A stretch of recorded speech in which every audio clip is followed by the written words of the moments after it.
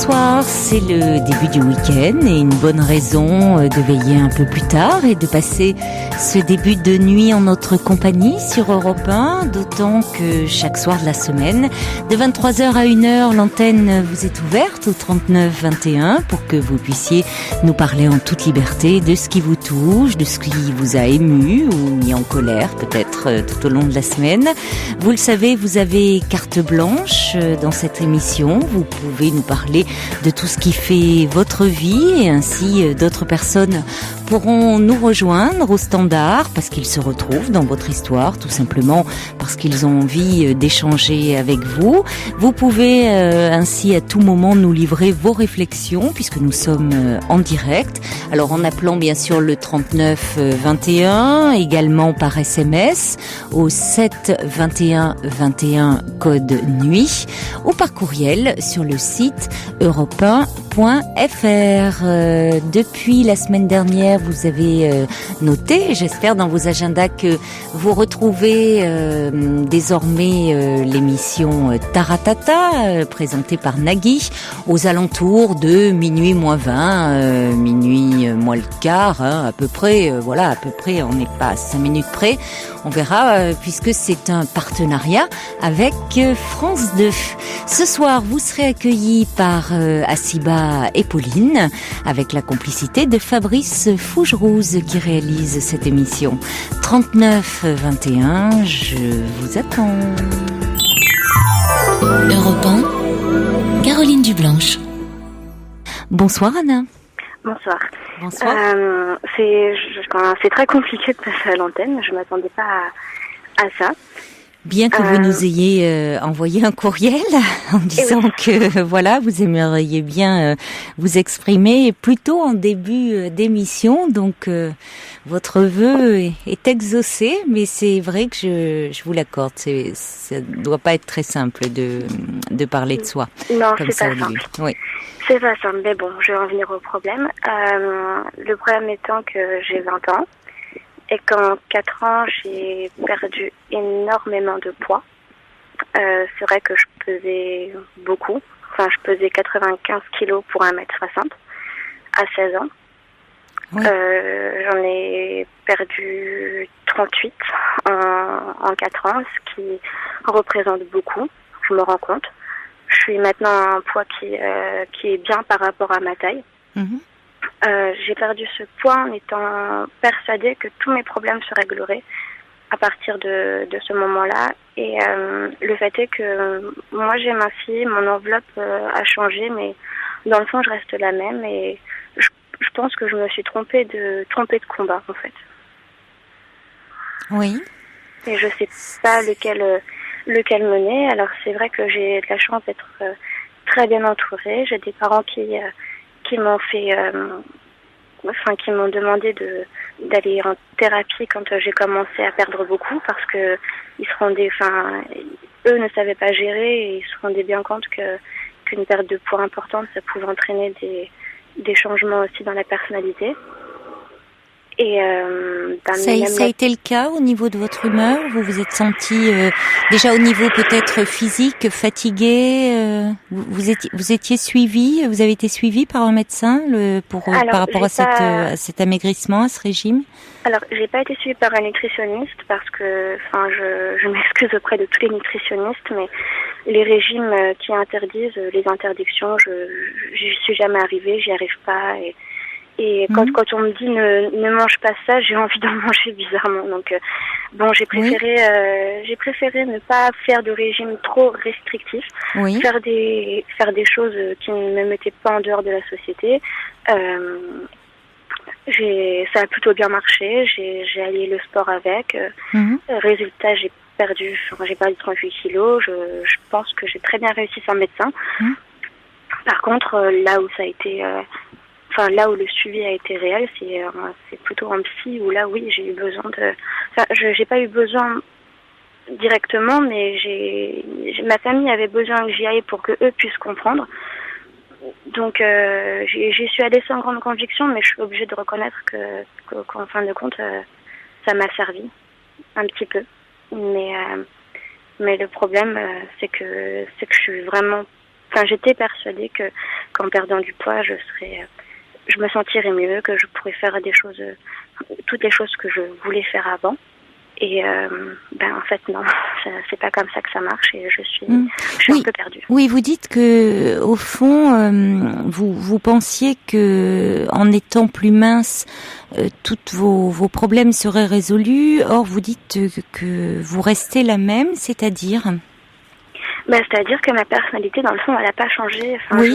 Comment vous voyez-vous? Comment vous sentez-vous? Je pense que je suis une fille très très simple. J'ai horreur des signes extérieurs de richesse. J'aime pas le m'as-tu vu et enfin je suis plutôt effacée. Je suis plutôt effacée, mais en même temps je reste présente. Enfin je montre que je suis là, mais je vais jamais m'exposer sur des choses ou des connaissances ou sur ma vie. Voilà, je pensais que le fait d'être plus mince me permettrait de pouvoir parler un peu plus fort, bizarrement. Parce qu'il y a une vraie... de vous affirmer davantage ? De m'affirmer, parce qu'il y a... Enfin, faut dire... je plaide pas la cause des personnes enrobées, mais il y a un vrai racisme... contre le gros en général et des gros préjugés. Le gros est jovial, le gros gros parle fort. Et ben non, j'étais une grosse qui parlait doucement et qui était heureuse et qui est toujours heureuse d'ailleurs, mais il y avait des préjugés et les gens me jugeaient surtout par rapport à mon enveloppe. Ça paraissait aberrant qu'une fille comme moi ne s'affirme pas et pourtant c'était le cas. Donc là aujourd'hui, comment je me vois, je sens que j'ai pas changé. C'est juste que maintenant je peux me permettre de mettre du 36, c'est la seule différence, mais à l'intérieur j'ai pas changé. Mais vous aimeriez changer? Je sais pas si dans le sens de vous affirmer davantage. Oui, c'est toujours bon. Enfin, c'est vrai qu'il me faut toujours à peu près un quart d'heure avant de prendre la parole en public. Je suis assez timide et j'ai pas de. Je pense que j'ai pas de mal d'expression, mais j'ai du mal en tout cas à prendre la parole. Il arrive que j'ai des idées, c'est logique, mais il y a des fois où je préfère me taire que d'affirmer parce que je pense que c'est pas toujours nécessaire d'affirmer ses opinions. Et je pense pas que les mêmes feront... Les affirmer, non, mais les exprimer, oui. Peut-être, mais j'ai parfois l'impression que c'est un peu inutile, en tout cas que mon opinion ne fera pas changer les choses. Et ni évoluer le débat, donc je préfère à la limite me taire et écouter les arguments des autres. Mais dites-moi, Anna, quand donc vous me dites qu'à 16 ans vous pesiez 95 kilos pour 1m60, c'est ça? Oui, c'est ça. Vous avez enfant, vous étiez déjà très enrobée ou c'est venu au moment de l'adolescence? Non, c'est venu suite à un problème hormonal. Oui, mais un problème hormonal, c'est-à-dire au moment de la puberté, au moment de... Non, c'était en fait j'ai été réglée très très tôt à 9 ans et il a fallu faire des piqûres pour que ma croissance ne s'arrête pas. Oui.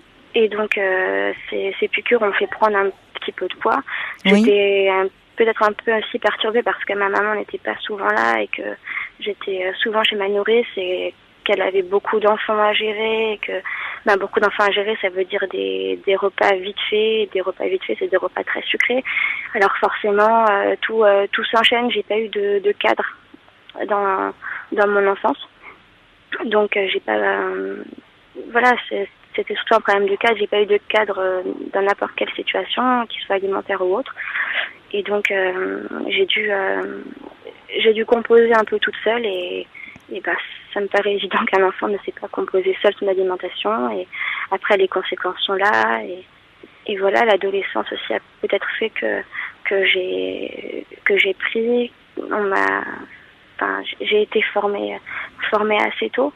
Donc le corps suit. C'est difficile en plus. Bon, déjà, évidemment, d'un point de vue anatomique, ça a eu des conséquences, mais d'un point de vue psychique aussi, c'est difficile à 9 ans pour une petite fille déjà d'avoir ses règles. Enfin, vous étiez en complet décalage avec vos petites camarades là.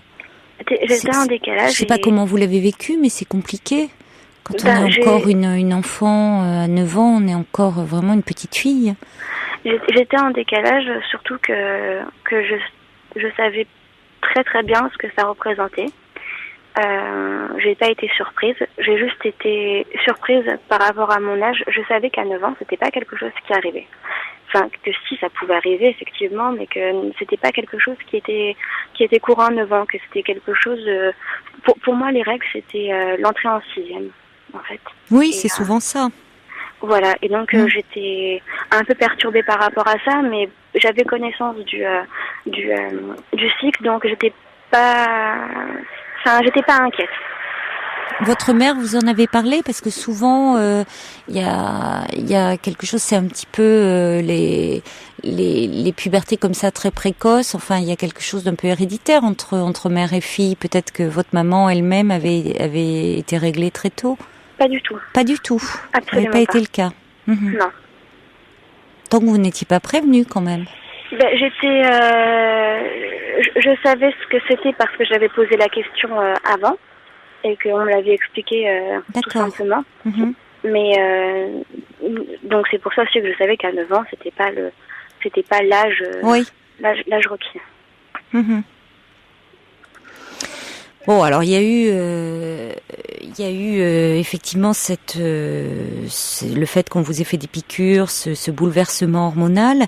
Mais je trouve votre témoignage intéressant, Anna, parce que souvent on se focalise comme ça sur un problème d'ordre physique, en pensant que lorsque ce problème sera résolu, tout va s'améliorer dans notre vie. Et on le voit à l'extrême parfois avec la chirurgie esthétique. Il est vrai que même en dehors de mon envie de perdre du poids, enfin j'ai subi aucune pression de personne pour la perte de poids. La seule chose qui inquiétait mes parents et mon pédiatre à l'époque, puisque c'était un pédiatre, c'était le fait qu'un poids surélevé, ça pouvait entraîner des complications pour la santé. Donc mes parents ne m'ont jamais fait de remarques contre le physique. Mais par contre, pour la santé, il y avait une urgence quand même par rapport à la santé. Donc j'ai déjà commencé à maigrir pour la santé. Et après, j'y ai pris goût en fait. J'y ai pris goût. J'ai maigri. Et là aujourd'hui, il se trouve que je vais pas dire que ma vie est un enfer parce que ce serait extrêmement exagéré, mais j'ai beaucoup de mal à ne pas contrôler. J'ai l'impression que tout ce que je fais est contrôlé par rapport au poids. Le moindre gramme pris devient un enfer. Je culpabilise beaucoup du gramme. Oui, vous sentez qu'aujourd'hui vous êtes vraiment dans le contrôle, hein, vous dites. Totalement. Au point de basculer dans un autre versant, c'est-à-dire vous pourriez, vous éliminez tout ce qui est trop gras, vous faites très très attention à ce que vous mangez aujourd'hui. Je fais extrêmement attention à ce que je mange. Est-ce que vous en êtes à vous faire vomir ou à utiliser certaines choses genre laxatives, des choses comme ça pour si vous trouvez que vous avez absorbé trop de choses lourdes, grasses ou des choses comme ça? Alors ça effectivement je l'ai fait. C'est vrai, mais j'ai été hospitalisée pour ce motif. Et c'est vrai que j'ai vu des gens, enfin des gens qui étaient dans ce cercle vicieux depuis longtemps. Et c'est pas leur image qui m'a fait peur, c'est leur façon de penser. J'aime pas l'idée de me sentir prise au piège par quelque chose. Je pense que quand on veut contrôler les choses, c'est pas en ayant recours à à des médicaments ou à des vomissements qui vont faire qu'on contrôle bizarrement, même si ça peut donner l'impression de contrôler, on ne contrôle pas. Alors j'ai arrêté, même si des fois c'est difficile, j'essaye de ne pas le faire. Ça peut m'arriver de temps en temps encore, mais c'est très très rare et je sais les conséquences que ça a, de la plus petite à la plus grande qui est la mort. Et c'est pas une envie que j'ai, donc je préfère m'abstenir et même des fois prendre sur moi et me dire que c'est bien fait, que j'aurais pas dû me manger et que la prochaine fois. D'accord, vous n'en êtes quand même pas, vous êtes dans un contrôle, vous sentez, mais vous ne prenez pas de choses, vous n'en êtes pas à vous faire vomir ou à... J'en suis plus en fait. D'accord, bon. D'accord, mais vous sentez que maintenant, les grammes sont devenus une obsession. Ah oui, totalement.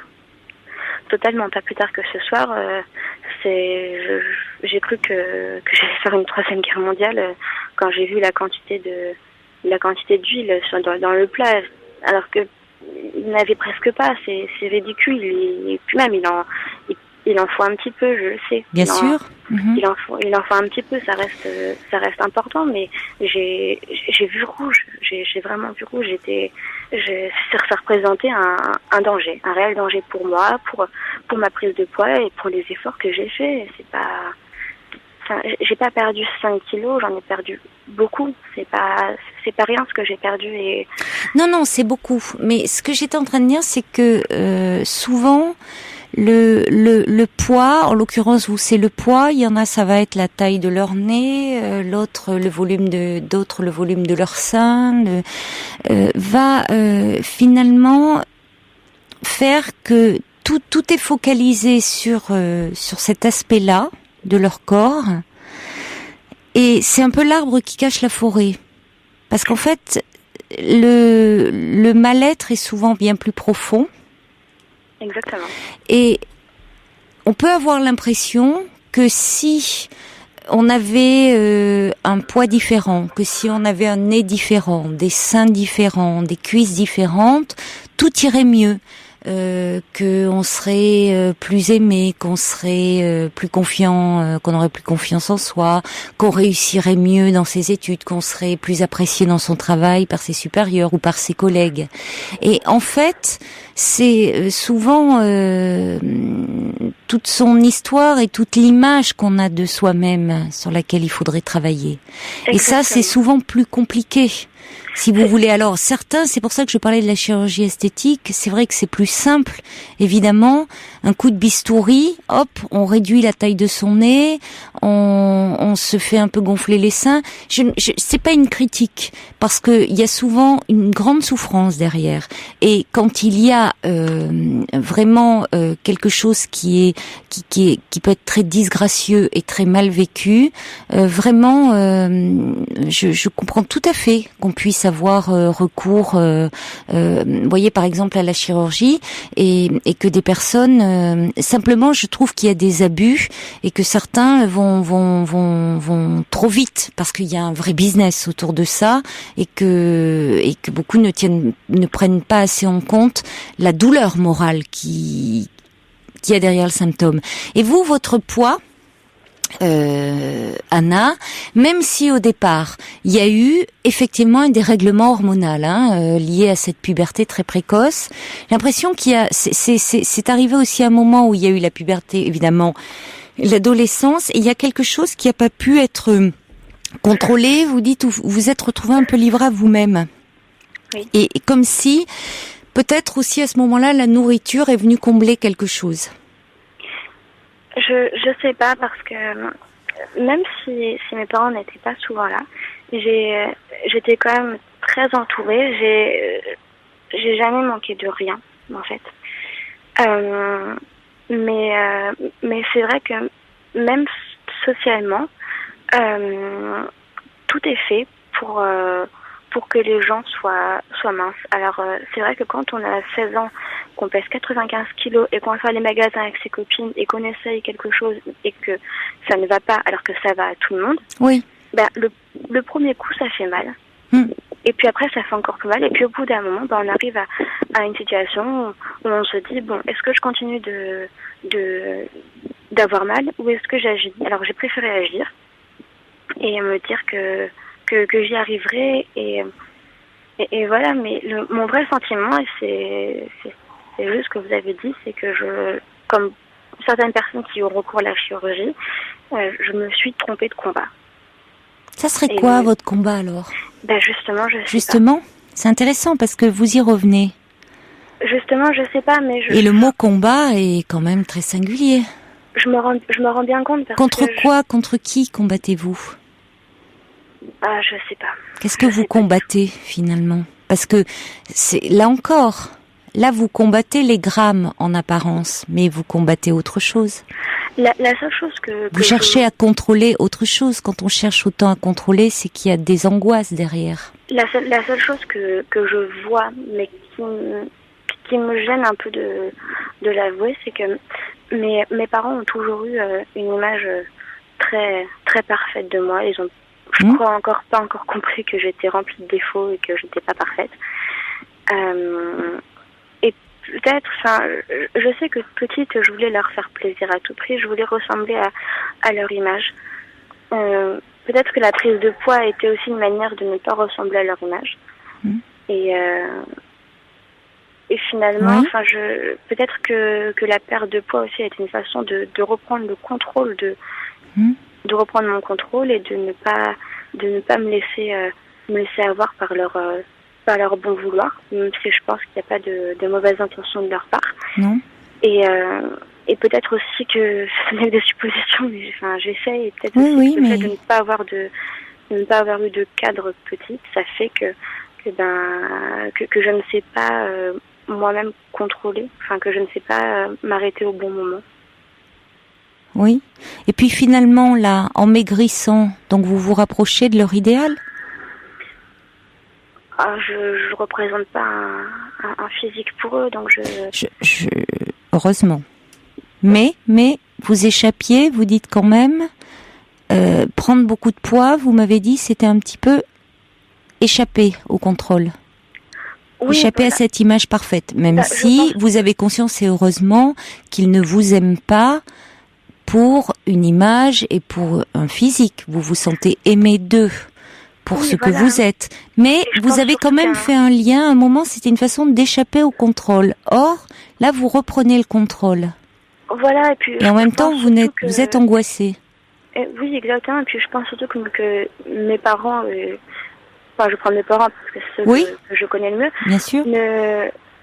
Seraient aussi inquiets sur un poids très élevé que sur un poids sous-élevé.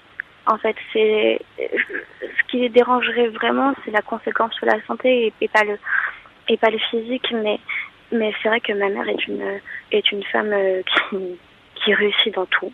C'est un fait. Je sais pas comment elle fait, mais elle réussit dans tout. Je l'ai pas vue échouer sur quelque chose, sauf si elle n'en a pas parlé.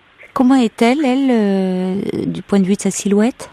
Elle est plutôt mince. Et votre père? Il est assez athlétique, très sportif. Mm-hmm. D'accord. Votre mère réussit donc pour vous dans tous les domaines? Ma mère, oui, mais c'est pas pour moi, c'est que c'est un fait. Enfin, ma mère réussit dans tous les domaines. Et bon, je me compare pas à elle. On m'a toujours poussée à faire mes choix et à faire ce que je voulais faire moi et en fonction de moi et un peu en fonction des idéaux des gens. Mais je pense malgré tout qu'il y a que les parents laissent une trace dans la vie d'un enfant. Enfin, on peut pas rejeter totalement ce qu'on est.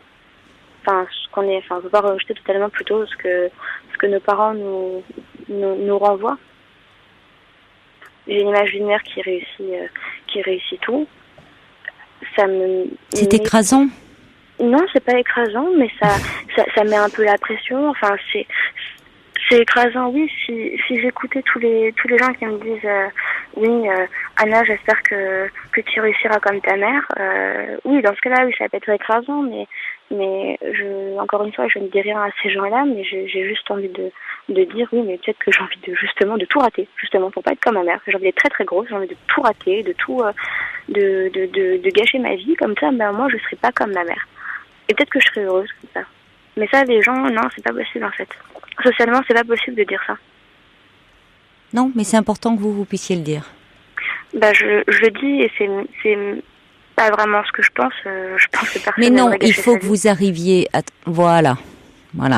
C'est important que vous arriviez à trouver, je vais faire très vite, un juste milieu. C'est-à-dire que pour le moment, vous êtes un peu coincé entre cette figure de mère parfaite qui réussit tout, et puis finalement vous qui par moment c'est oppressant, comment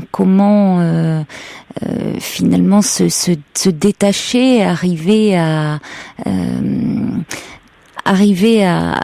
suivre votre propre chemin sans mettre vos pas dans les siens, forcément, à trouver votre propre voie, sans être dans son désir et en même temps vous l'aimez et vous ne voulez pas la décevoir. Et puis par moments, il y a cette tentation, comme vous dites, de tout lâcher, de perdre le contrôle. Alors perdre le contrôle, vous l'avez dit, devenir grosse, voyez, le laisser aller. On passe de l'hyper-contrôle au laisser-aller, au relâchement. Alors vous oscillez entre ces deux mouvements. Et évidemment, la solution, elle est ni dans l'un ni dans l'autre cas, c'est-à-dire d'être un duplicata de votre mère ou d'être dans l'opposition totale. L'opposition totale qui serait, vous le dites vous-même, une façon de vous gâcher. Parce que ça serait l'image en négatif dans cette relation en miroir. Exactement. C'est-à-dire être non la copie conforme. Vous voulez pas être la copie conforme de votre mère, la petite fille modèle parfaite, complètement construite dans le désir supposé de votre mère, et en même temps pas le miroir déformant ou la vilaine petite fille qui fait exactement l'inverse, parce que vous n'êtes pas vous-même. Je ressens beaucoup de paradoxes par rapport à... Ben oui. Même là, en parlant, j'ai ressenti beaucoup de paradoxes par rapport à ce que j'avais dit depuis le début de l'émission, notamment quand je dis que mes parents m'ont toujours poussé à faire mes choix, faire des choses en fonction de ce que j'étais. Et en même temps, c'est des parents qui avaient... qui n'ont jamais vraiment... qui n'ont jamais dit... je pense qu'un parent ne dit pas à ma fille, je veux qu'elle soit comme ça, je veux qu'elle soit comme ça, mais c'est des attitudes, des choses qui font qu'on ressent une certaine pression. Un enfant ressent une pression la pression de ses parents quand... je me rappelle que mon père jouait beaucoup à la poupée avec moi. Enfin, quand je dis jouer à la poupée, c'est-à-dire qu'il m'emmenait faire les magasins et m'habillait avec ses goûts. Alors, ça peut paraître un peu indécent et moi, je trouve ça très indécent d'ailleurs. Mais il me disait que quand j'étais petite, il m'avait acheté un manteau à 3 000 €, que je n'avais mis qu'une seule fois. J'ai bien envie de dire oui, mais un enfant, tu lui mets un manteau à 20 €, il va le mettre. Parce qu'il ne faut pas avoir froid. Un enfant, il n'a juste pas envie d'avoir froid. Il s'en fiche totalement de la mode ou du prix du manteau. Et mon père voulait plutôt se faire plaisir à lui. À ce moment-là, c'était pas me faire plaisir à moi, puisque je n'avais pas la valeur de l'argent. Mais c'est vrai que j'ai des parents qui d'un côté, me laissent libre de tous mes choix, et de l'autre côté, me mettent la pression. J'ai fait mes études dans un premier temps en fonction de ce que mes parents avaient fait. Et je trouve que j'ai pas vraiment brillé dans ce qu'ils ont fait, donc qu'est-ce que vous faites comme études? Mes parents sont tous les deux dans le domaine du droit. Et moi j'ai essayé de faire j'ai tenté de faire une première année et dans un premier temps ça me passionnait pas. C'est intéressant, c'est très intéressant, mais ça me passionnait pas. Je me voyais pas passer le reste de ma vie à faire du droit. Et ce qui m'intéressait beaucoup, c'était la médecine. Donc je me suis rattrapée en médecine et ça marche très très bien. D'accord. Bon. Alors aujourd'hui, Je sais pas. Je sais qu'il y a un paradoxe entre Oui. plein de choses. Mais il va falloir. C'est important que vous en parliez, Anna, de tout ça. Parce que vous êtes, en plus, c'est étonnant. Hein, je vous écoute là depuis le début. Vous avez une énorme, enfin une maturité étonnante. Une intelligence, enfin c'est ce qui ressort. D'ailleurs, je vais vous lire des messages qui arrivent là au 7 21 21 code nuit. Une lucidité, une maturité qui sont même qui doivent être parfois un peu compliquées à gérer parce que on a l'impression d'entendre quelqu'un de plus âgé s'exprimer. C'est pour ça que je rappelle que vous n'avez entre guillemets que 20 ans et vous faites preuve dans votre réflexion d'une capacité d'élaboration, de réflexion, je dirais vraiment étonnante et en même temps je dirais que justement tout ce qui est de l'ordre de l'enfant, de l'affectif, des émotions, ça doit vous couper un peu de ça. C'est-à-dire que là aussi vous vous êtes certainement construite en rationalisant beaucoup, en intellectualisant beaucoup, et je pense que ça vous a un peu coupé de vos émotions. Non, Ça veut pas dire que non attendez, je sens beaucoup de sensibilité chez vous. Couper de ces émotions, ça veut pas dire qu'il n'y a pas une grande sensibilité. Mais si vous voulez, dans votre discours, il y a quelque chose où c'est comme si vous vous en protégiez. Et parfois, vous savez aussi, dans la prise de poids comme ça très forte, il y a quelque chose qui ne peut pas sortir. Il y a quelque chose qui reste comme ça à l'intérieur, qui reste contenu. Et je pense qu'aussi une thérapie, un travail sur vous-même, parce que vous avez beaucoup à dire, vous permettra de vous reconnecter un peu à votre intériorité, mais aussi à vos émotions. Ce qui ne veut pas dire que je les sens pas et qu'elles sont pas là. Bien sûr, mais en fait, juste le problème par rapport aux émotions, c'est que, enfin, je suis une humaine, Mais ça s'entend. j'en ressens, mais j'ai tendance à penser que les émotions, ça paralyse Ben oui. la façon de penser, ça paralyse on va dire le jugement. Donc, j'essaye de prendre le problème comme si c'était pas moi. Voilà. Eh bien, et je pense que c'est une grande part de vos difficultés. C'est-à-dire, quand vous dites les émotions, je pense que ça paralyse le jugement. Là, on est bien dans le contrôle. C'est-à-dire que vous avez une grande facilité à verbaliser. Vous avez un mental, vous mentalisez énormément. Oui. Mais du coup, tout ce qui est de l'ordre de l'affect, de l'émotion est très contenu. Oui, c'est vrai. Et je pense que du coup, votre corps, il en prend et c'est noué. C'est souvent le problème des gens qui intériorisent beaucoup. Ça peut se traduire aussi par ce poids-là. Ils s'enrobent beaucoup, ils se protègent beaucoup. Oui. Ça se traduit aussi au niveau du corps. Mais parce que vous en avez peur, je pense, aussi, de vos émotions. Ça, c'est vrai quand je pesais le poids que je pesais avant. Oui. Mais le poids, Anna, mince, on s'en défait pas comme ça du poids.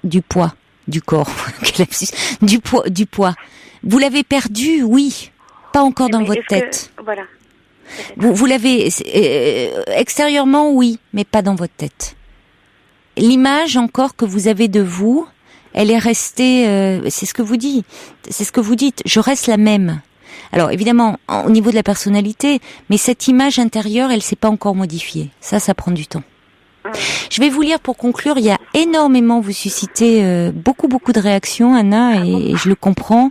Je vais vous lire pour conclure, et vous pourrez nous dire. Il y a Ninon qui donc des réactions au 7 21 21 code nuit.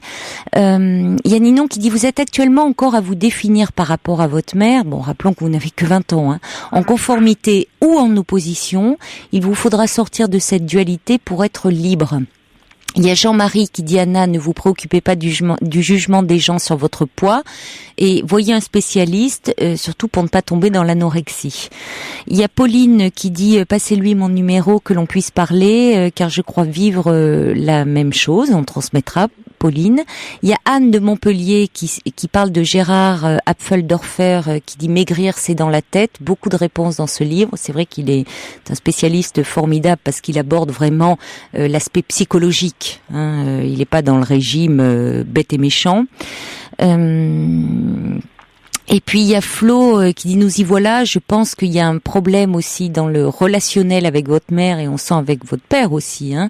Il y a quand même ce manque de présence qui questionne. Teddy qui dit le combat peut-être c'est de s'accepter tel que l'on est. Et puis Sergio qui vous dit ta maman réussit dans tous les domaines mais sache que sa plus grande réussite c'est toi, Anna. Et puis qu'est-ce que j'ai d'autre? Ben qui dit vous n'avez manqué de rien et l'amour et se sentir aimé. J'ai tellement de messages que j'ai. Alors il y a quelqu'un qui dit capable de perdre 38 kilos en 4 ans, vous êtes assez forte pour mener de nombreux combats. Et puis Coco qui dit en tout cas, puis c'était par rapport au début, vous aviez du mal à vous exprimer parfois, dit vous exprimez très bien et on sent une grande intelligence. Claire qui dit vous avez toute la vie pour progresser, vous affirmer, les expériences forgent la personnalité. Il y a Ghost Reader qui dit vous êtes très bien Anna, ne changez rien, bravo pour votre perte de poids, je sais de quoi je parle. Et puis notre message qui dit vous avez bien tort de ne pas avoir confiance en vous, vous vous exprimez admirablement bien, votre discours est très bien construit et magnifique. Et puis il y a quelqu'un qui dit j'ai 19 ans, on dirait que c'est moi qui parle, j'aimerais vraiment échanger avec Anna. On va vous transmettre toutes ces coordonnées, des mails qui arrivent. Jean-Pierre qui dit rarement entendu une jeune fille d'une telle intelligence, elle ne peut que gagner son vrai combat, dit Jean-Pierre. Voilà, je crois, j'ai tellement de réactions que pardonnez-moi s'il y en a que j'ai pas lu, mais il y en a beaucoup qui arrivent pour vous. On va regarder les auditeurs et auditrices qui veulent rentrer en contact avec vous et on va vous communiquer leur numéro.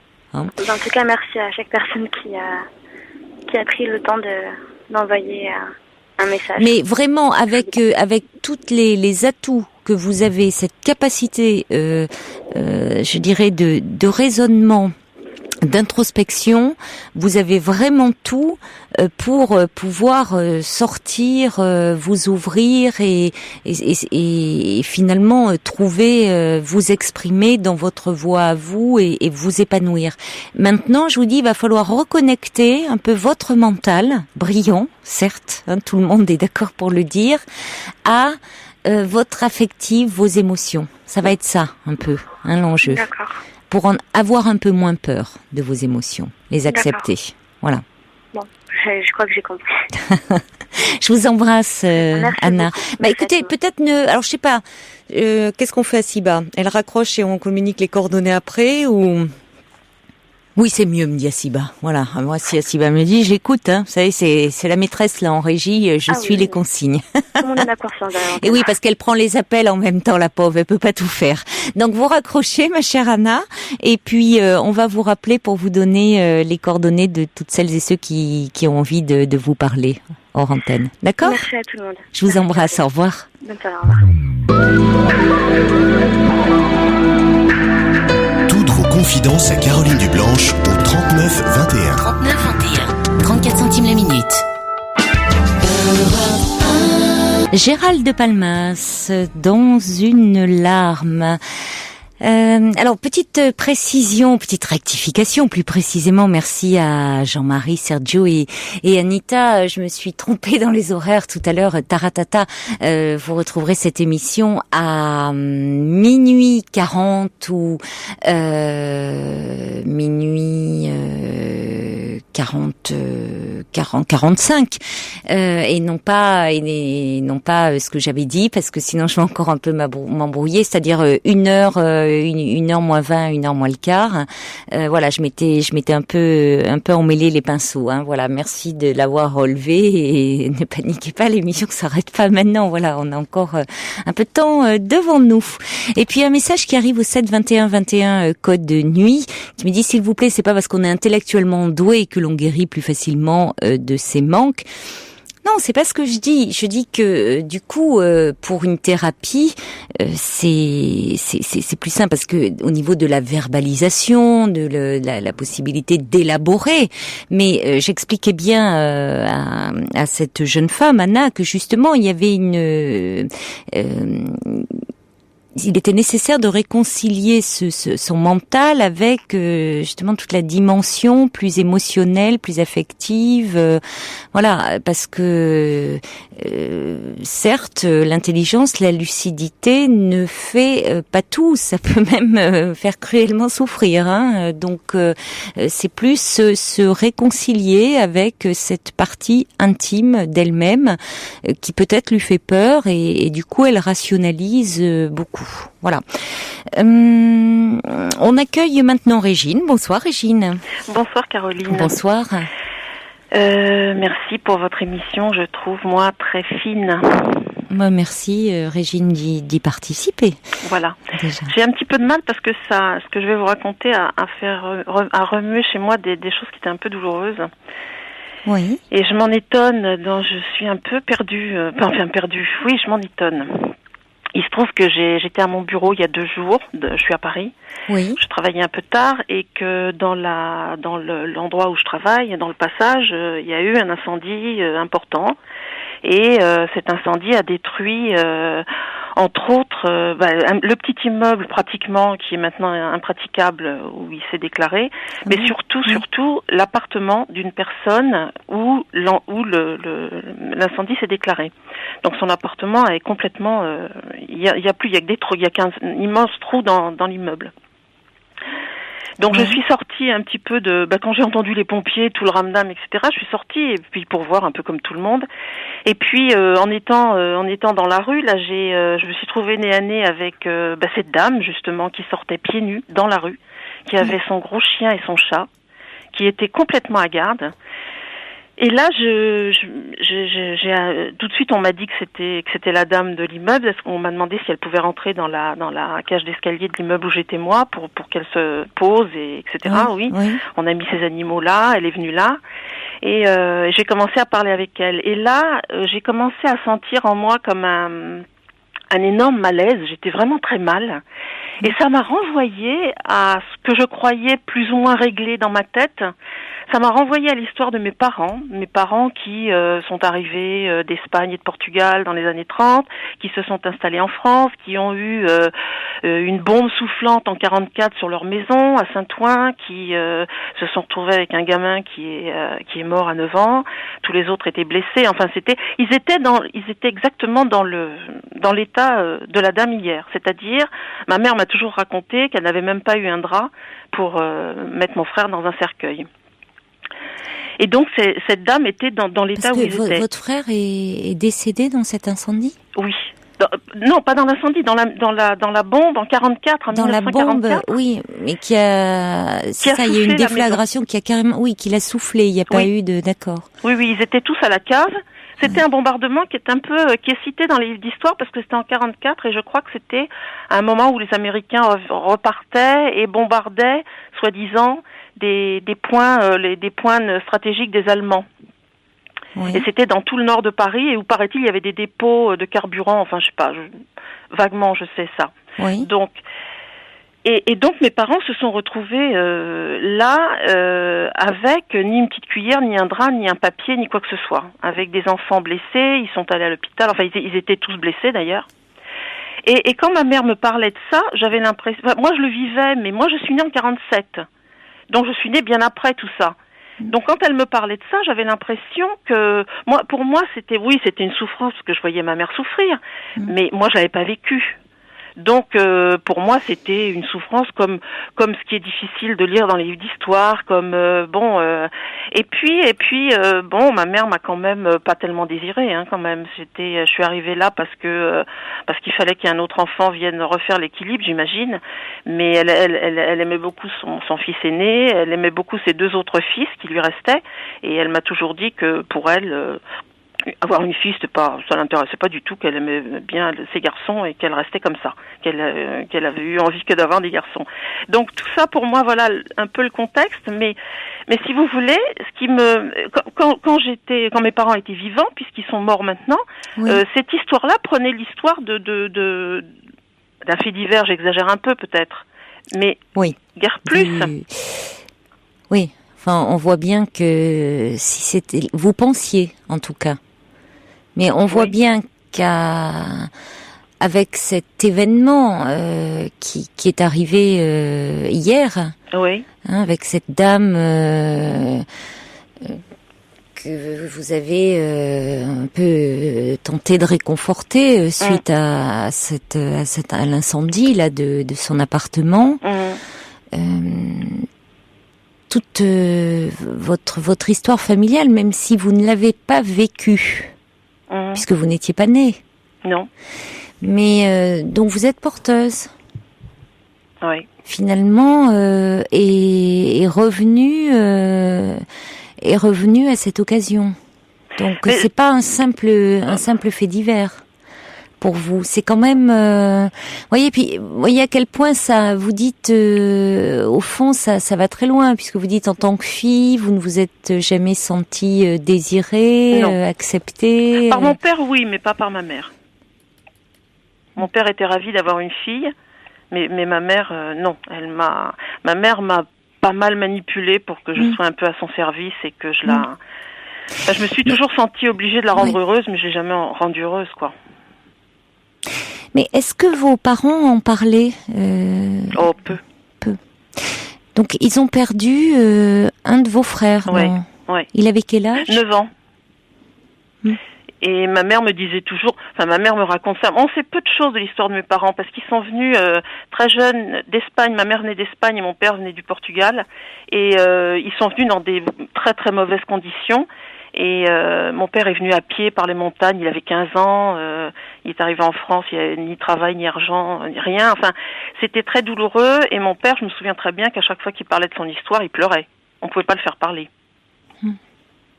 Et ma mère, j'ai l'impression qu'elle nous racontait des choses qui n'étaient pas tout à fait vraies, qu'elle enjolivait. Donc ça revient au même. On n'a jamais pu, avec mes frères, avoir vraiment des éléments d'histoire sûrs. Et on a très vite compris qu'il fallait pas poser de questions, d'ailleurs. Oui. Donc c'est un événement marquant de l'histoire familiale. D'autant plus qu'il n'était pas parlé. Oui. Très peu parlé, très peu évoqué. Oui. Donc vous avez du coup quand il y a un non-dit comme ça, vous avez reconstruit des choses autour, et forcément qu'il y a aussi un non-dit parce que il y a une mort. Et pas n'importe quelle mort. Oui. La mort d'un enfant, la mort de leur fils, la mort de votre frère, même si vous l'avez pas connu. Non. Donc vous aviez senti que parler de cela, c'était aussi réveiller cette douleur. Ah oui, c'était faire pleurer tout. Mon père surtout. Enfin oui, c'était tout ça, c'était mêlé. Mais par contre, ce qui m'inquiète, c'est que quand j'ai 62 ans maintenant, et quand j'ai eu 50 ans, j'ai divorcé. Et quand j'ai divorcé, j'ai tellement souffert alors que je voulais ce divorce que je me suis dit qu'il y avait quelque chose qui n'allait pas, et j'ai fait une psychothérapie pendant 3 ans.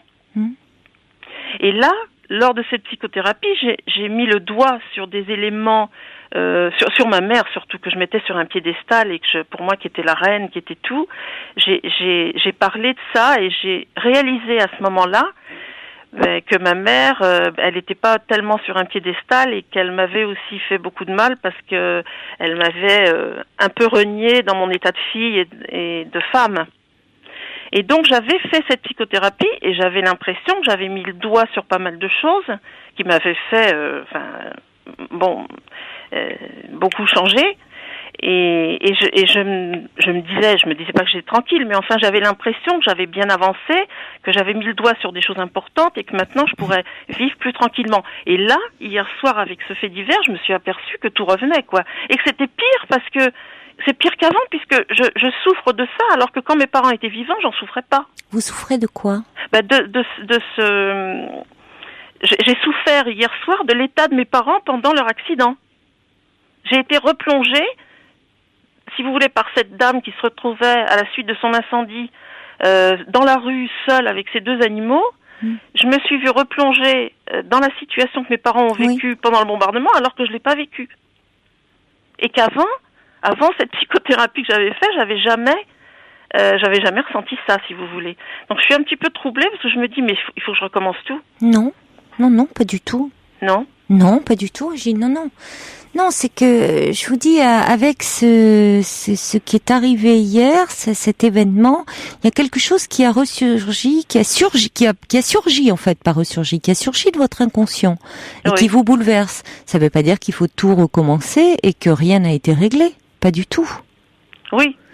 Non, vous voyez, il s'agit pas de tout remettre en question. Oui. C'est-à-dire qu'hier, vous étiez, et de fait, vous avancez en âge aussi, vous étiez hier identifié à vos parents.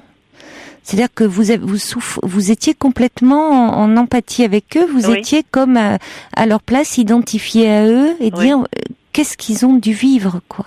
Ah oui. Voilà, c'est-à-dire que le dénuement, la détresse de cette femme qui était comme ça, pieds nus, avec ses animaux, avec à la place de sa maison un grand trou, ce vide, ce dénuement absolu, vous a fait surgir de votre mémoire, alors de votre inconscient, ce qui vous avait été raconté de votre histoire familiale. Et tout d'un coup, on voit dans l'inconscient, le temps n'existe pas. C'est comme si vous étiez plongé dans l'histoire de vos parents. On voit bien, on le dit souvent, c'est une merveilleuse illustration du fait que dans l'inconscient, le temps n'existe pas. Et que finalement, ce qui n'a pas été vécu par nous, agit aussi sur nous. C'est tout ce qu'on appelle le transgénérationnel, Oui, c'est ça, oui. Ce que dit le subversif, d'ailleurs, le temps de l'histoire inconsciente intergénérationnelle est manifestement d'une relativité restreinte. Oui, c'est ça. Ça m'a sidéré, ça. Vous voyez, parfois, on a du mal à comprendre quand c'est théorique. Et là, avec votre témoignage, ça devient limpide. C'est-à-dire, alors c'est très troublant, évidemment.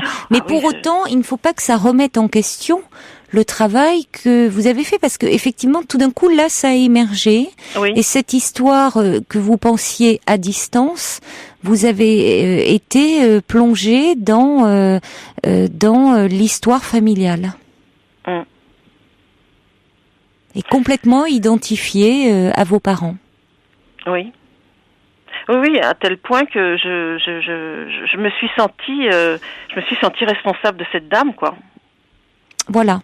C'est ça. C'est comme cette dame est une dame âgée. Oui, elle a 75 ans.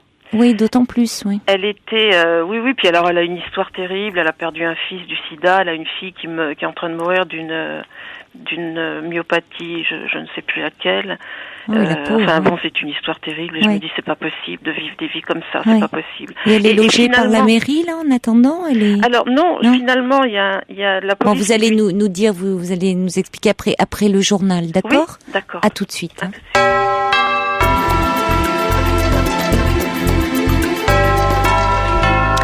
Il est minuit, merci d'écouter Europe 1. Le journal vous est présenté par Rémi Ferreira. Allez, la nuit continue sur Europe 1. C'est la deuxième heure de cette émission, toujours en direct sur Europe 1, bien sûr, avec, vous l'avez vu, des journalistes formidables. Je le taquine, le pauvre, il doit être mal, il s'est embrouillé un peu. Ça arrive, vous voyez. Pauvre Rémi. Bon, allez, on continue avec vos appels, bien sûr, au 39 21, toutes vos réactions au 7 21 21 code nuit et vos courriels sur le site europe1.fr. Vous êtes d'humeur taquine, vous également, Alors, je reçois plusieurs messages de Ninon, de Georges qui me disent, bon alors, taratata, finalement, Caroline, c'est à minuit moins le quart ou à minuit 45. Eh bien, les amis, vous verrez, on attend. Pour le moment, c'est Olivier Gisbert sur France 2. Donc, on attend la fin, on verra. Le suspense continue. Minuit moins le quart, minuit 45, minuit moins 1 heure. Oh, moi, je sais plus. Mais c'est Fabrice qui m'embrouille. J'allais dire minuit 40 ou minuit 45. Et puis finalement, voilà, je me suis embrouillée. Bon, en tout cas, on continue. Il y a Annie qui dit au 7 21 21 code nuit, on a tort de séparer les difficultés psychiques du contexte historique. En référence au témoignage de Régine que nous allons retrouver tout de suite. Annie qui ajoute « Mes parents étaient de 1912 et 1913 et les deux guerres ont influencé la vie psychique de la famille. » Bien évidemment, ça serait absurde de séparer les difficultés d'un contexte historique. D'ailleurs, c'était Dolto qui disait que il y avait très peu de dépression pendant les guerres parce que les gens à ce moment-là étaient tout occupés à leur survie, mais en revanche, une fois les guerres terminées, on constatait les dégâts d'un point de vue psychique. Donc, Régine, vous êtes avec nous ? Oui, je suis toujours là. Alors, Régine, vous nous racontiez comment, lors d'un événement survenu sur votre lieu de travail, à savoir un tragique incendie, vous avez vu une dame âgée qui est sortie de son immeuble. Il ne restait plus rien de son appartement. C'est là qu'avait démarré l'incendie, seule, pieds nus, avec son chien et son chat, et elle est venue se mettre à l'abri, se réfugier dans l'immeuble dans lequel vous étiez. Et là, vous vous êtes senti très mal et finalement a surgi un événement familial que vous n'avez pas vécu puisque vous n'étiez pas encore né, mais un bombardement que vos parents ont subi en 1944. Et ce bombardement qui a coûté la vie d'un de vos frères âgé de 9 ans. Cet événement dramatique était peu évoqué dans la famille. Vous en aviez connaissance, mais vous ne pensiez pas qu'il avait cette portée finalement traumatique, et ça a surgi hier. Voilà. Oui. Alors il y a Hervé qui nous écrit sur le site europe1.fr pour dire: je vous écris de Brest, ville évidemment foudroyée par la guerre. Une chose que Régine a dit Hervé, très importante: le bombardement était américain. C'est donc les Alliés qui malheureusement ont tué son frère. Ceci, selon Hervé, est loin d'être neutre pour des parents. Comment faire la paix avec soi-même alors que les libérateurs, par mégarde, ce sont eux qui ont enlevé leur enfant. Cela remue beaucoup d'affect. Oui, ça, j'avoue que c'est vrai que je me suis jamais posé cette question. Enfin, il y avait juste une chose qui m'avait beaucoup choquée quand j'étais gamine, c'est d'avoir entendu dire mes parents qu'ils n'avaient jamais eu de la moindre pas subvention, mais comment on dit, je sais plus, la moindre argent, parce indemnité. Oui, parce que à l'époque, ils n'étaient pas encore français. Ils sont devenus français en 52, je crois. Et à l'époque, ils n'étaient pas encore français. Et donc, il n'y avait rien de prévu pour les Espagnols et les Portugais à l'époque. Il y avait les Français, les Juifs qui avaient aussi été dans cette guerre, mais il n'y avait rien de... Enfin, ils n'ont rien eu, quoi. Et ça, c'est vrai que ça m'est toujours resté des indemnités de guerre, ils n'ont jamais rien touché. Cette injustice aussi. Oui, ça, c'est vrai que ça m'était resté, mais encore une fois, pas vécu à travers de ce que m'avait raconté ma mère. Oui, mais ça montre comme quoi là, on est bien dans le transgénérationnel dont on parle, soit à travers des témoignages dans l'émission, comme quoi les souffrances vécues par nos parents, nos grands-parents, et même avant les générations passées, on se repasse le poids de ces souffrances, souvent quand elles n'ont pas été dites, exprimées, digérées, élaborées. voilà, je l'expérimente à fond. Là, c'est vraiment. Mais là, vous le voyez, c'est vous l'expérimentez, c'est-à-dire que là, c'est dans votre chair, hein. Ça a surgi, ça vous a bouleversé au point, nous disiez-vous que vous dites mais alors j'ai fait une thérapie et finalement c'est comme si ça n'avait servi à rien. Je vous rassure, non, bien évidemment non, il ne faudrait pas en faire ce constat radical. C'est-à-dire qu'il y avait quelque chose qui n'avait pas émergé parce que c'était profondément enfoui et c'est cet événement qui a fait surgir cela. Ça ne veut pas dire que tout ce que vous avez travaillé en thérapie était inutile. Oui, parce que tout ce que j'ai travaillé, c'était plutôt, ça a été autour de ma mère, évidemment, mais je l'ai cité, en thérapie, évidemment, mais je l'ai cité comme, je vais pas dire anecdotique, mais presque, parce que j'avais pas l'impression du tout que c'était ça qui me faisait souffrir. C'est ça, voilà, oui, parce que c'était très, très, très inconscient.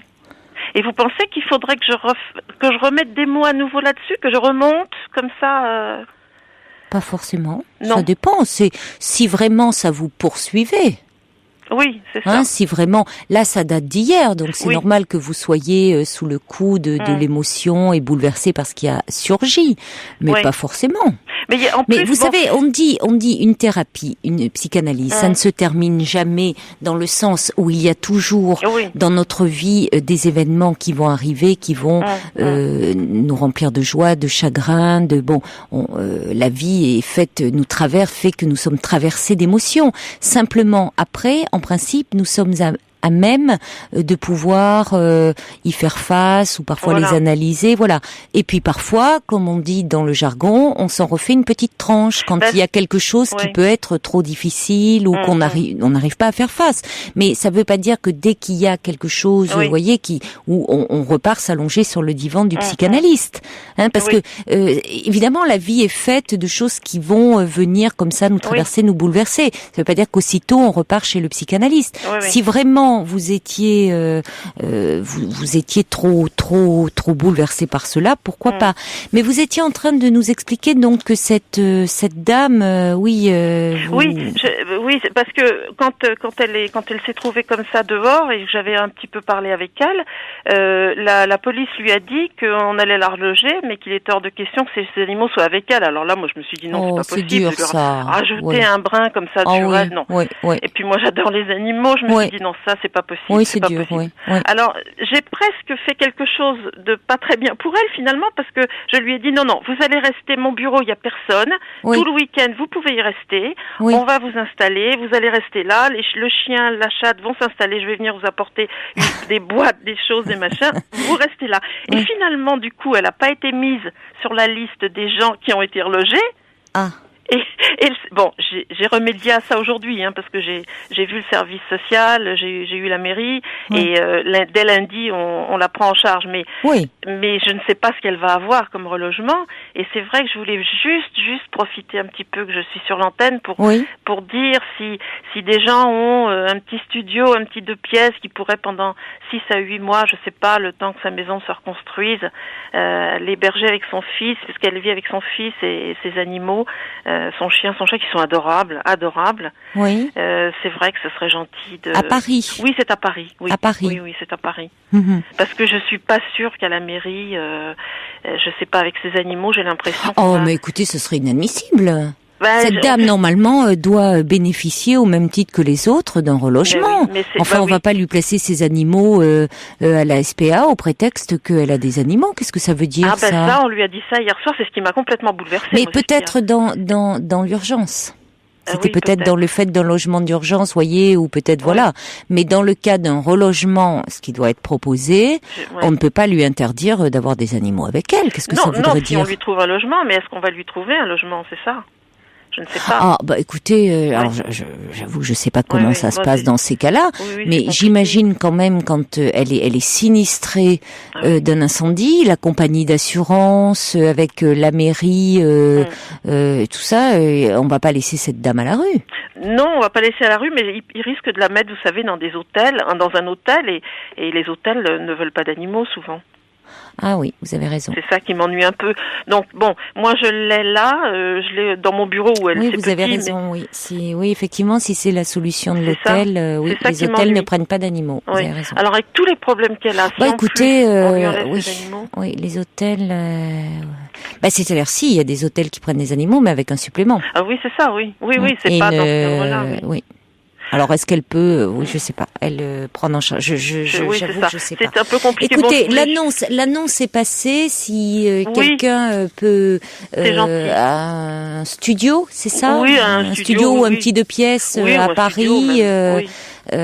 Pour cette dame, on sait jamais, 3921 d'ici la fin de l'émission ou même la semaine prochaine. On peut garder mon téléphone, on peut donner mon téléphone, il n'y a pas de problème. Hein. D'accord. Je lui transmettrai tout ça et ça serait très gentil, oui. Et puis quand même, en principe, j'imagine qu'il y a bien d'autres personnes à qui malheureusement c'est arrivé et qui avaient quand même des animaux et on va pas en plus ajouter du traumatisme au traumatisme. Je vais y veiller, parce que c'est quand même je vais y veiller. Oui, parce que c'est un tel traumatisme déjà de perdre sa maison. Ça c'est affreux. Si en plus il y a Oxalis, vous voyez, qui dit j'ai tout perdu dans l'incendie de mon appartement il y a 2 ans maintenant et c'est très dur encore aujourd'hui parce qu'on perd tout, tout ce à quoi on est attaché. Oui, je voyais dans la journée au bureau, là j'étais avec elle et elle pensait au fur et à mesure que le temps passait, elle pensait oh là là, mais la médaille de ma fille que ma mère m'avait donnée, etc. En fait, tout revenait. Oui, et puis une dame de cet âge-là, 75 ans, enfin bon. C'est terrible. Non, si en plus on la prive de toute sa vie. Non, oui.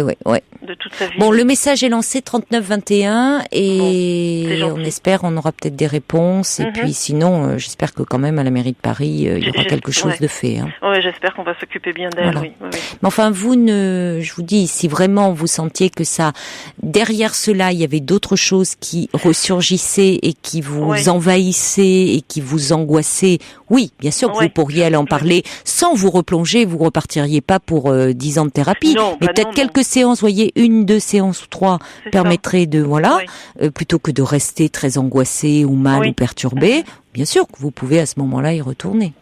Parce que hier soir j'étais plutôt contente d'avoir fait ce que j'avais fait, c'est ça qui m'a rassurée un peu. J'étais plutôt contente d'avoir agi comme ça et j'étais plutôt contente de la revoir ce matin au bureau j'ai plutôt pas mal dormi, j'étais plutôt bien. Oui. Bon, je me suis dit donc ça va, ça m'a pas trop. Mais c'est vrai que ça m'a fait souffrir sur le coup et que j'étais étonnée d'être replongée dans un passé aussi lointain, quoi. Eh oui, mais c'est le passé de votre famille. Ah ouais, ça c'était, je l'ai vécu vraiment en plein. Oui, ça c'est impressionnant. Mais je vous remercie beaucoup. Mais je vous en prie, Régine. Et puis je continue à vous écouter jusqu'à 1h et je sors mon chien juste après. Comme moi. Oui. Un petit peu plus tard. Ah oui, un peu plus tard. Oui, Jojo a droit à sa promenade après 1h. Ah alors il va peut-être croiser Lily. Il en serait très content. Je vous embrasse, Régine. Aussi. Au revoir.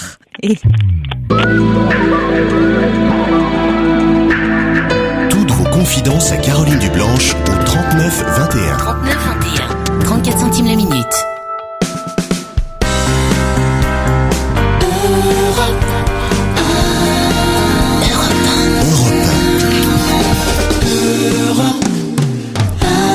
Hugh Coltman, MacPie.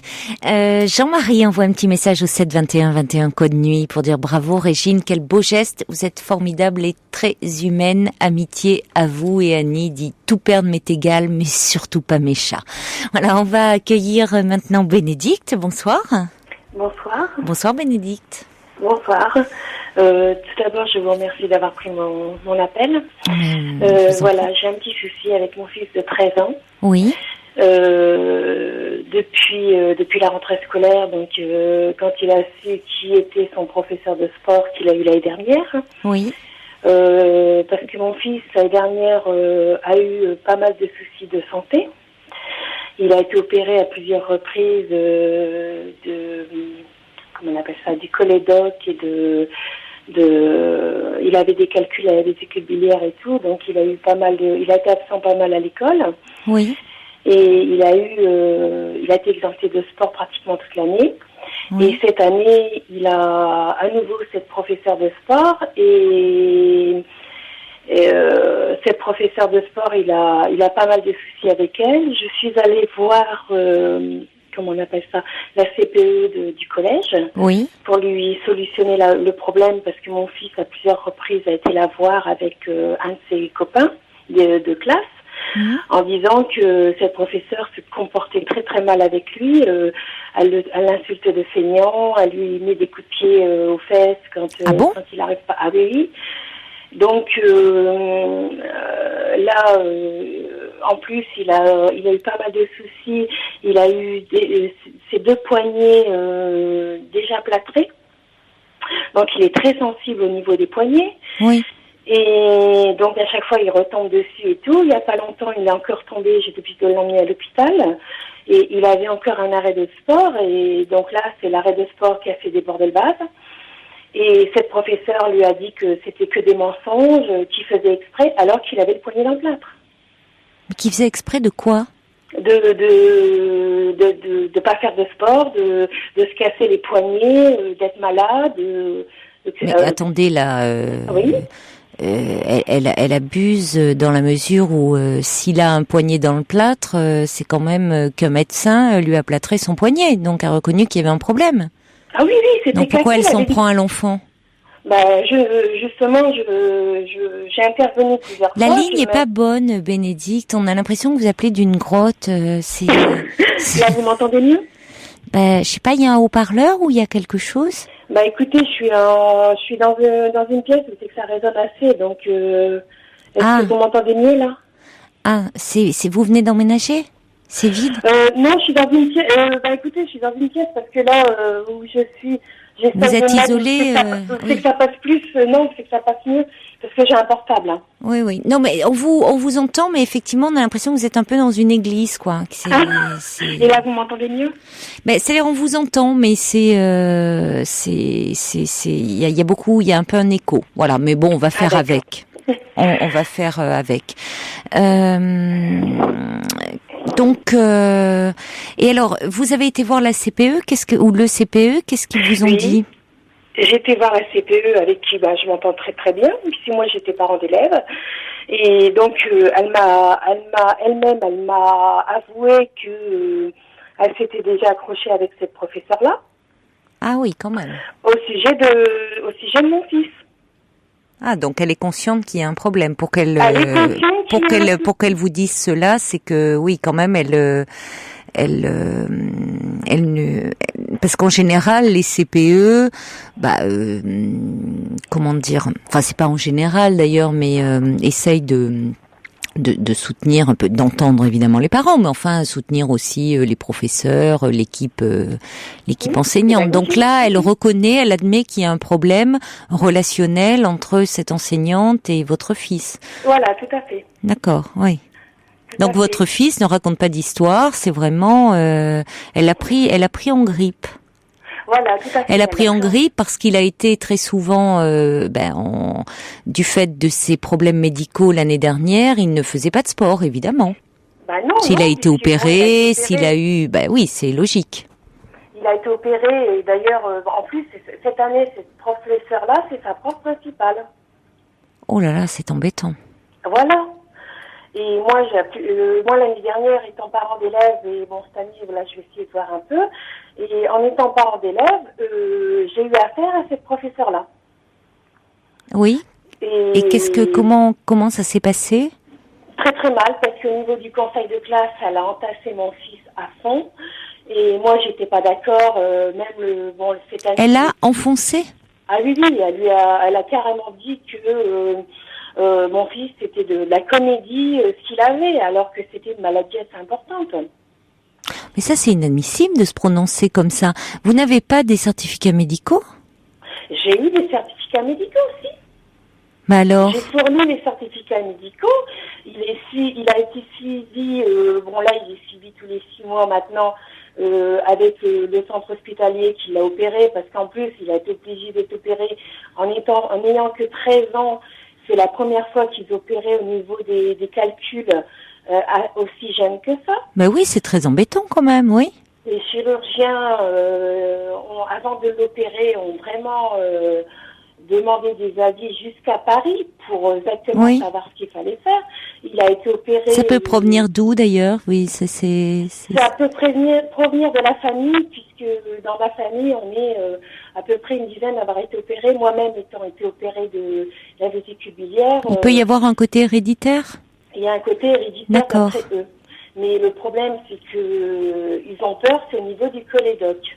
Parce que le cholédoque, c'est un petit conduit qui mène au foie. Oui. Et le foie a été bien atteint et il a encore des réactions hépatiques. D'accord.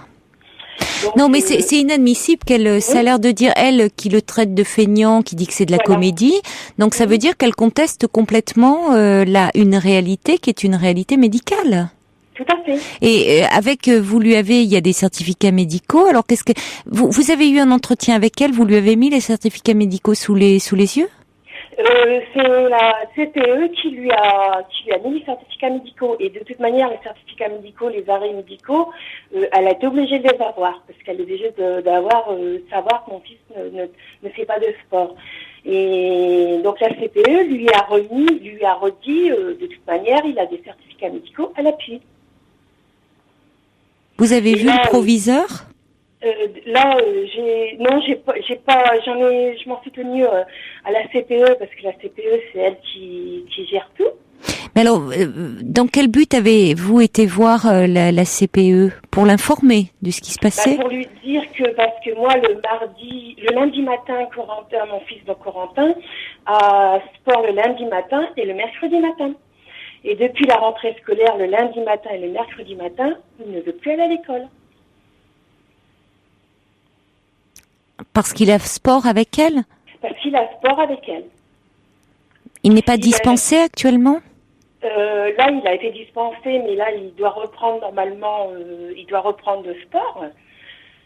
Je suis allée voir mon médecin traitant qui m'a dit, écoutez, il faudrait qu'il fasse du sport et tout. Je lui ai expliqué la situation. J'ai dit, écoutez, moi, mon fils commence à sombrer en dépression totale. Il m'a dit, écoutez, moi, je peux pas faire d'arrêt de sport comme ça. Écoutez, il exagère. Parce que votre fils, je sais pas, peut faire du sport à ce moment-là en dehors, hein. Si c'est pour être justement, il en fait en dehors. Il fait de la patinoire. Il fait de la piscine. Oui, donc c'est ça. Je comprends le discours de médecin. Je comprends. C'est-à-dire, bien sûr que c'est si les médecins qui le suivent n'y voient pas d'inconvénient, bien sûr que c'est bon pour lui qu'il fasse du sport, mais en même temps, si c'est avec un professeur qui est aussi négatif vis-à-vis de lui et qui visiblement l'a prise en grippe, parce que le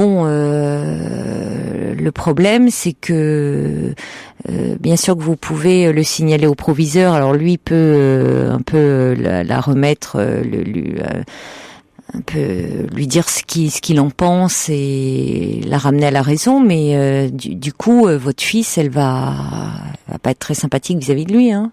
Un peu le laisser tranquille. Et puis lui, votre fils, il en a peur, quoi, maintenant, on peut imaginer. Ah oui, tout à fait. Et puis, il y a pas longtemps, il est avec son meilleur ami, avec qui il s'entend très bien, et son meilleur ami, c'est pareil, ils ont été voir la CPE tous les deux, pour expliquer la situation, parce que elle en était arrivée à mettre des coups de pied à mon fils, quoi. À mettre des coups de pied à votre fils? Ah oui, elle lui a mis des coups de pied en plein cours, en lui disant que c'est un feignant, qu'il ne peut rien faire. Mais il y a eu des témoins de ça? Oui, tout à fait. Et puis, vous savez, les enfants entre eux, ils sont méchants maintenant, hein. C'est dément comme ils sont. Ben oui, surtout, j'imagine, les garçons, il y a le côté un petit peu de s'affirmer dans leur... il y a une compétition dans la virilité, c'est ça, hein, le sport aussi, donc il peut passer un peu pour une mauviette, il peut en devenir un peu le souffre-douleur, la pauvre petite chose fragile qui est toujours, ça commence à venir comme ça. Voilà, donc ça c'est embêtant, oui. Ça commence à venir comme ça. Moi, je vois, mon fils ne veut plus, on lui dit qu'il fabule, qu'il est mal, qu'il est incapable de faire de sport, alors que moi, en dehors, il a toujours fait de la patinoire, il a toujours fait de la natation, c'est un gamin, en plus, c'est un gamin très énergique, Alors, la CPE, qu'est-ce qu'il en est ressorti au final de l'entretien? L'entretien que j'ai eu hier, elle m'a conseillé de voir un médecin et de l'arrêter à l'année pour que carrément, hein. Donc, oui, elle prend vraiment clairement position, là. Elle prend carrément position. Oui, elle prend carrément position en disant que oui, enfin du côté de vous et de votre fils, en disant que bon, il y a vraiment un problème et qu'il est préférable pour lui qu'il n'ait pas de contact avec ce professeur. Voilà, tout à fait. Mais écoutez, moi je pense qu'effectivement parmi les médecins qui l'ont suivi et opéré, je ne vois pas pourquoi, dans le contexte que vous décrivez, il s'opposerait à lui faire un certificat médical de dispense. Ouais. Vous pensez pas? Oui, il faudrait que je reprenne des contacts avec carrément l'hôpital de Compiègne. Pourquoi pas? Parce que moi j'habite dans l'Aisne et donc il faudrait que je reprenne contact avec... Parce que bon, là, j'ai été voir un médecin donc cet après-midi. Oui. Je lui ai expliqué la situation et il m'a dit, écoutez, madame, allez voir un psychologue, faites-lui suivre une thérapie. J'ai dit, écoutez, une thérapie, c'est bien gentil, mais moi, une thérapie Corentin, on a déjà suivi.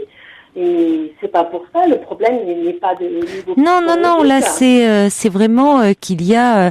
Mais enfin, moi je trouve quand même que, étant donné les faits que vous relatez, ça serait important que le proviseur, enfin, il doit être informé, à mon avis, mais que vous demandiez à rencontrer ce professeur. Oui. Que vous voyez le proviseur pour expliquer et dire je tiens à rencontrer ce professeur. Vous voyez, comme elle est professeure principale. Oui. Et parce que qu'elle ne le pénalise pas non plus dans les conseils de classe et autres, et que vous soyez très ferme en lui disant madame, étant donné l'attitude que vous avez eue vis-à-vis de mon fils, effectivement, mon fils va être dispensé de sport pendant l'année. Il en fera par ailleurs, mais ça en était arrivé à un tel stade que je ne tiens pas à ce que mon fils soit brutalisé pendant les cours. Moralement, parce que vous vous placez au-dessus de la vie médicale, vous en faites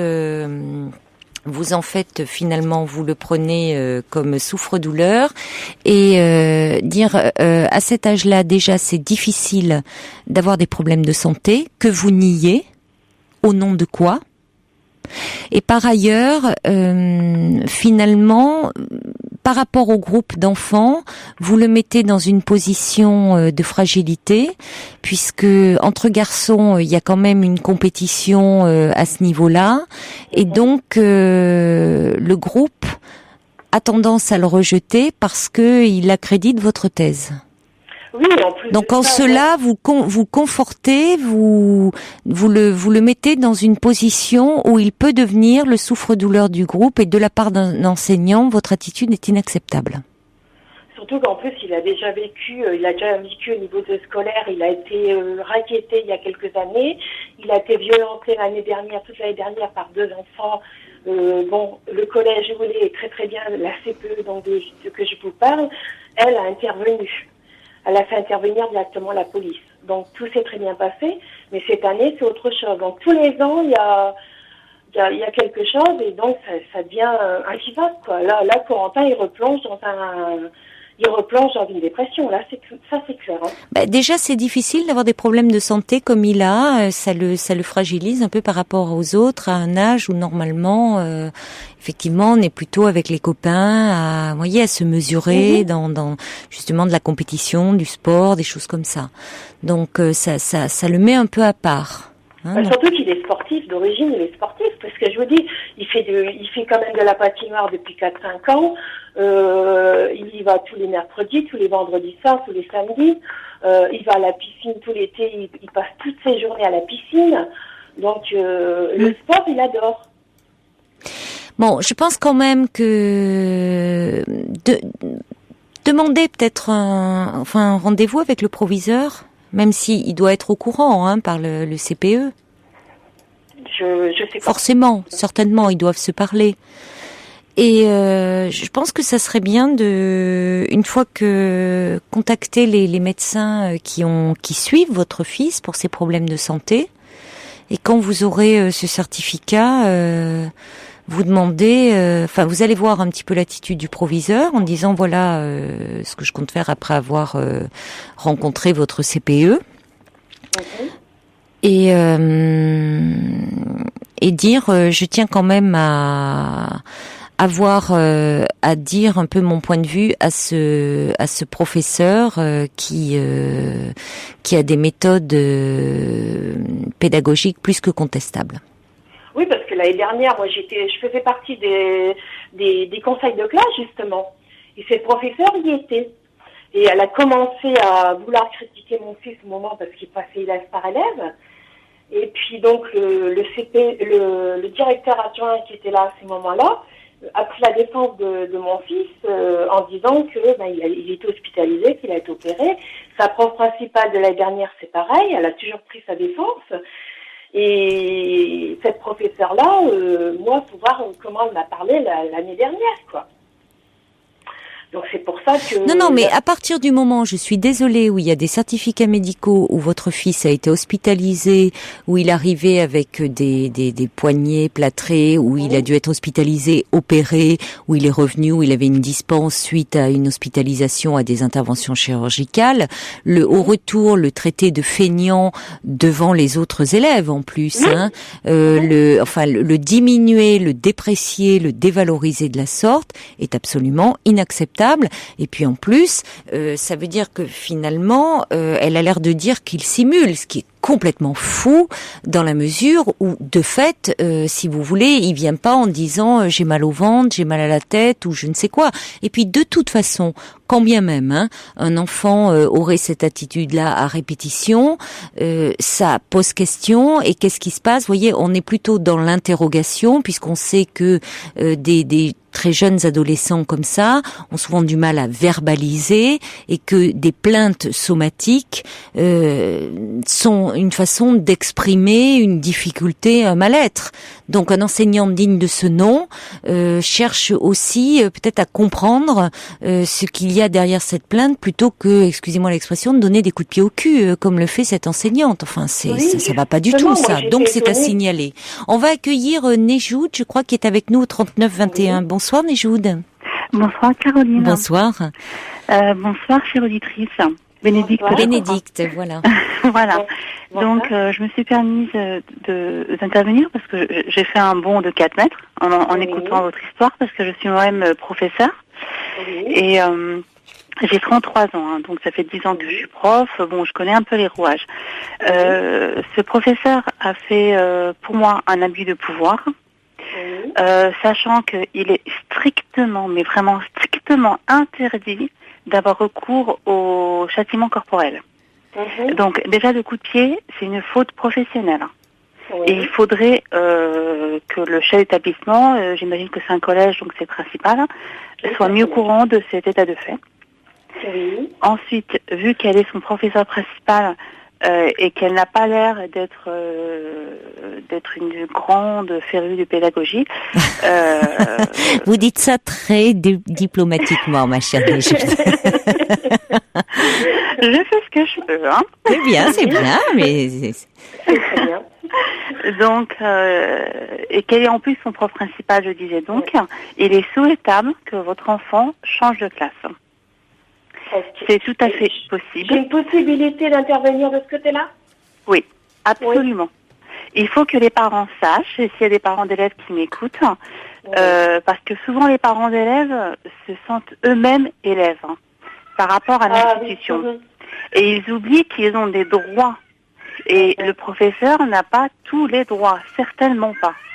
Et surtout pas de donner des coups de pied. D'ailleurs, il est strictement interdit, je vous ai dit, de toucher un élève, sauf s'il est blessé, bien sûr, etc. Et ensuite, c'est cette façon qu'elle a de le qualifier de feignant, etc. Mais c'est horrible. Il faut une inspection. C'est feignant, c'est gros con, c'est vraiment tous les... Ah non, c'est pas possible. C'est impossible. D'ailleurs, moi je suis en lycée pro, donc les élèves sont plus âgés, donc un peu plus durs, et parfois ils ont des comportements terribles. C'est pas possible de dire à un élève d'abord qu'il est feignant, les insultes, ensuite d'être vulgaire avec lui, parce qu'on a un exemple à donner quand même. Moi, je m'excuse de dire ça. Ah non, c'est pas possible. Ça, c'est quelqu'un qui n'a pas sa place malheureusement. Il y en a un certain nombre. Alors vraiment, il faut que vous protégiez votre fils, parce que il va rentrer dans une relation conflictuelle avec l'école en général, et ça va le mettre en situation d'échec. Il est encore jeune, donc rien n'est perdu. Donc, alors c'est intéressant de le dire, Nejjout, parce que là, vous voyez, je reçois un courriel de Laurence qui dit « Si un professeur a décidé de casser un élève, c'est terrible. J'ai connu cela avec ma fille qui a été cassée en 4e et 3e par plusieurs professeurs qui disaient qu'elle n'était bonne à rien, que va-t-on faire de toi dans la vie ?» lui disait le professeur principal lorsqu'il rendait le bulletin. Elle a finalement été orientée vers les maisons familiales rurales et en fin de première année, elle m'a dit « C'est la première fois que je ne me fais pas gronder et qu'on me dit que je suis bien et que l'on m'encourage. En tant que parent, dit Laurence, il faut être vigilant, mais lorsque l'enfant est pris en grippe, c'est trop tard. » Donc vous dites qu'il n'est jamais trop tard. Mais on devrait pas. On est là pour les mettre en situation de réussite, quel que soit leur niveau, quelles que soient leurs aspirations, peu importe. De là où ils viennent, il faut qu'ils atteignent un sentiment de réussite. Voilà. Donc vraiment, Bénédicte, vraiment, j'ai vraiment mal au cœur pour votre petit garçon. Ça me touche vraiment, parce que ça n'est vraiment pas ça un prof. Et vous avez des pouvoirs. Il faut que vous le sachiez. Vous n'êtes plus élève. Et encore une fois, je le répète. Et vous avez possibilité non seulement d'informer le principal, de provoquer une inspection. Oui. Et en tout cas, de mettre tout ça par écrit et de l'envoyer à l'académie. Ah, carrément. Parce que là, je travaille dans un collège, un message qui arrive au 7 21 21 et qui dit: je vous conseille de prendre rendez-vous avec le principal du collège et d'expliquer tous les problèmes que vous rencontrez avec ce professeur qui peut risquer un blâme et beaucoup de... Mais le blâme, il viendra de plus haut que le principal. Mais parfois, les principaux et proviseurs sont assez mollassons et protègent pas mal leurs profs. C'est pas toujours le cas. Exactement, c'est ça que j'ai peur, moi. Voilà, c'est pas toujours le cas. Non. Mais sachez que ça peut être le cas. Donc, au cas où, c'est ce que dit Annie. Il doit être au courant, mais il veut pas de vagues. Oui. Sauvez votre gamin. Alors, je reçois un message d'une autre Laurence qui dit: je suis moi-même professeur d'EPS et non de sport, elle précise. Personnellement, j'ai un peu de mal à croire qu'un professeur d'éducation physique se comporte de la sorte. Si c'est vraiment le cas, le mieux est de demander un rendez-vous avec le chef d'établissement. Bénédicte verra bien si cette professeure d'EPS a des antécédents. Sur ce, je suis étonnée que durant le conseil de classe, le président du conseil de classe, c'est-à-dire le chef d'établissement ou l'adjoint, ne soit pas intervenu pour dire que cet enfant avait des certificats médicaux. Oui, c'est vrai. Si, il est intervenu. D'accord. Si. Il est intervenu, sa prof principale, d'ailleurs, c'est prof de l'année dernière. Je vais toujours en remercier parce qu'ils ont été vraiment géniaux. Corentin a manqué 3 mois et demi d'école. J'ai toujours eu les peurs en temps et en heure. C'était vraiment des professeurs qui se sont vraiment investis. L'adjoint en principal s'est très investi et il s'est même intervenu auprès de cette professeure-là. Mais apparemment, il ne change pas de politique vis-à-vis de Corentin, mon fils. Non, mais il y a des terreurs chez les profs. Enfin, là, le dernier. C'est comme partout. J'ai du mal à imaginer que. Oui. Alors, je sais pas quel âge elle a, mais il faut qu'elle ouvre les yeux, parce que moi, je sais que tous mes collègues sont pas réglo avec les élèves, et que certains sont même très humiliants. Donc, il faut être un peu lucide. Il y a Jean qui vous rejoint et Joute qui dit: il y a lieu de demander rendez-vous au principal pour relater les faits, puis de faire un signalement à l'inspecteur d'académie avec copie au principal. Voilà, c'est exactement ce qu'il faut faire. D'accord. Il faut que ce petit garçon cesse d'être de cette manière complètement dénigré. Enfin, on est là pour les faire grandir intellectuellement, mais aussi le reste. Il faut qu'il puisse s'épanouir. Oui, mais je trouve que dans le sport, justement, on voit bien, moi, ce qui me préoccupe, Bénédicte, c'est que vous dites qu'il commence avec les autres enfants à être aussi pris en grippe. Et on voit bien comment les enfants peuvent être à cet âge-là, surtout ils se mesurent entre eux, ils sont beaucoup dans la compétition. Surtout pour un jeune garçon comme ça, il y a une question un peu de montrer, de s'afficher en tant que garçon, futur homme, sa virilité, on est fort en sport, on est costaud et tout, et lui il passe pour le fragile, il est nul. On voit très bien tout ce qui peut être associé à lui. Donc ce qui peut vraiment le faire profondément souffrir. Et ce qui est terrible, c'est quand un enseignant renforce et presque est à l'origine de cela. Voyez, au lieu de finalement canaliser ces pulsions agressives qui sont très présentes, particulièrement à cette période de la vie. L'enseignant, l'adulte est là pour canaliser ça. Oui, en plus j'ai discuté avec la CPE qui m'a dit que mon fils, il n'y avait aucun souci avec lui. C'est un gamin qui était très très correct, très poli et qu'il n'y avait aucun souci avec mon fils. Parce que bon, les enfants, on n'est pas derrière eux non plus. Nous, les parents, moi, je n'ai jamais donné raison à mon fils sur quoi que ce soit. Mais là, c'est vrai que là, moi, je vois mercredi, il n'a pas voulu aller à l'école. Il m'a fait marquer comme motif, maman, tu marques comme quoi que je n'ai pas voulu aller au sport, tout simplement. Oui, mais il ne faut pas qu'il soit privé de ses cours d'EPS à cause d'un prof qui l'a pris en grippe. C'est pas possible. Il a droit à tous les enseignements et de bonne qualité. Surtout qu'en plus, en dehors de l'école, il fait du patinage, il fait de la natation, il fait du sport en dehors en plus. C'est un sportif. Mais ce qui m'inquiète, c'est qu'elle est son professeur principal, vous voyez ? Voilà. Oui, c'est ça qui est embêtant. C'est-à-dire qu'elle peut le dénigrer. Finalement, elle peut avoir un pouvoir de nuisance autrement que si elle était enseignante d'EPS. Mais elle peut le dénigrer lors des conseils de classe ou bon. Et puis en vie scolaire aussi, elle le dénigre parce que vu que maintenant au collège, ils ont 1 heure de vie scolaire avec la prof principale. Oui, au lycée aussi, oui. La vie scolaire, ça veut dire qu'ils exposent tous leurs problèmes. Oh là là, la vie scolaire, c'est ça. C'est exposer tous leurs problèmes. Ça consiste à discuter de la vie de la classe. Ah, dites-moi, oui, il y aurait des choses à dire. Elle doit être très à l'écoute. Ah oui. On lui laisse pas la parole. On lui laisse pas la parole. C'est intéressant. Oui, non, je crois vraiment. Moi, je vous rejoins, Nejud, et beaucoup. Je crois qu'il faut quand même suivre ça de très près parce que c'est un âge où on est fragile. C'est un âge où on est fragile et ça prend des proportions dans le groupe. Et il faudrait pas qu'il se sente exclu. Il a en plus des problèmes de santé, ce qui est déjà compliqué, particulièrement à cet âge-là. Donc, il faut qu'il se sente soutenu.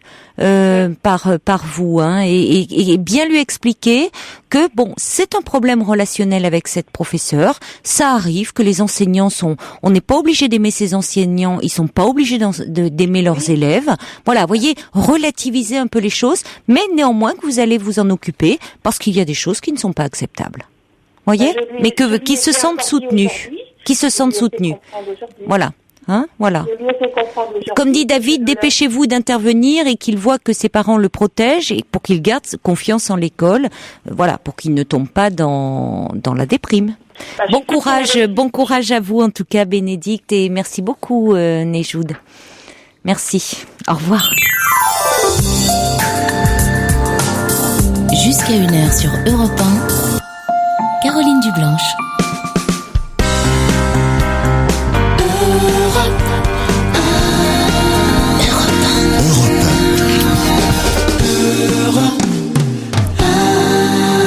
Michel Jonas, la boîte de jazz, et où on découvre comme ça des pratiques un peu surprenantes. 7-21, un petit message qui dit: une prof de bio nous faisait faire des pompes si nous étions en retard.